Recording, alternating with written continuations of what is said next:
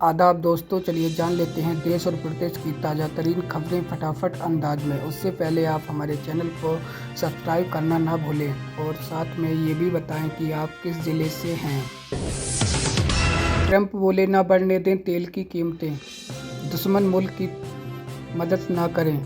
उधर ईरान और आक्रामक अमेरिका के राष्ट्रपति डोनाल्ड ट्रंप ने रविवार को अचानक ईरान पर हमला बोल दिया। इस हमले के बाद से मिडिल ईस्ट में तनाव है। इजराइल ईरान फिर एक दूसरे पर हमला कर रहे हैं। इस बीच ईरान ने IAEA से रिश्ता तोड़ लिया है। अमेरिका रविवार को किए गए हमले के बाद से मिडिल ईस्ट में तनाव है।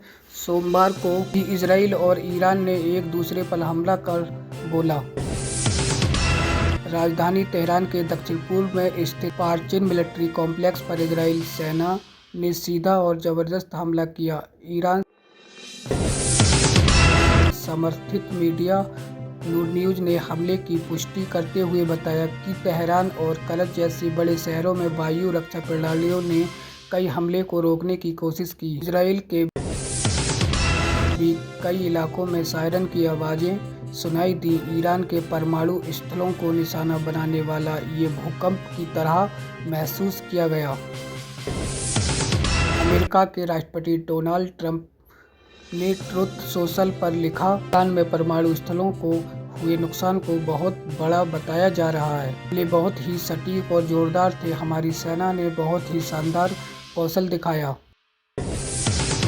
ट्रंप की ये टिप्पणी तब आई जब अमेरिका के B-2 बॉम्बर्स हमले के बाद अपने देश लौट चुके थे। हालांकि मामला सिर्फ इजराइल और ईरान तक सीमित नहीं रहा। NBC की रिपोर्ट के मुताबिक ईरान ने कुछ ही दिन पहले ट्रंप को धमकी दी थी कि अगर परमाणु ठिकानों पर हमला हुआ तो अमेरिका के भीतर मौजूद स्लीपर सेल्स को सक्रिय कर हमला किया जा सकता है। अब जब हमला हो चुका है तो डर है कि ईरान समर्थित आतंकी समूह अमेरिका और यूरोप में बदले की कार्रवाई कर सकते हैं। इस बीच रूसी राष्ट्रपति पुतिन की ओर से ईरान को समर्थन की बात सामने आई है, जिस पर अमेरिका भड़क गया है।